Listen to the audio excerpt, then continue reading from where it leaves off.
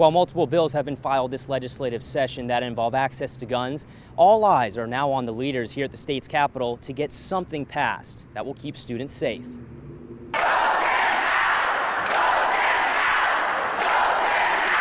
State lawmakers in Tallahassee are being forced to take up the issue of guns and mental health in the wake of last week's school shooting at Marjory Stoneman Douglas High School in Parkland that left 17 students dead.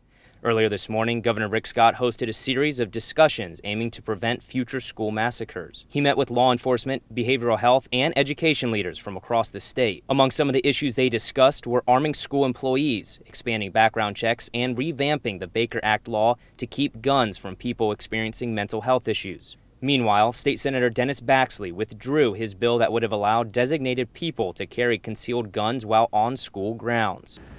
And I really don't want to have a gun policy fight right now. I want to solve some problems for these very vulnerable population. If we can't protect our kids, what are we good at? And there's so many ways that are part of that formula.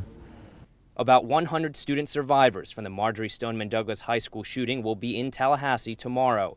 Brandon Upzug is one of those high school shooting survivors who's already been meeting with state legislators. He spent 8 hours talking with lawmakers Monday discussing 3 main points. Assault weapons and military-style weapons should be banned. Another agency should be made just to combat this problem, to work to cooperate with FBI and local authorities.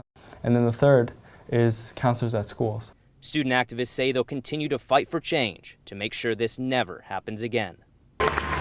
We are going to be the kids that you read about in textbooks, not because we are going to be another statistic about mass shootings in America, but because, just as David said, we are going to be the last mass shooting. Those student survivors are expected to arrive here in Tallahassee within the next few hours. They plan to meet with lawmakers privately in the morning and then have their protest at noon. Reporting from Tallahassee, Ramsey Touchberry, WUFT News.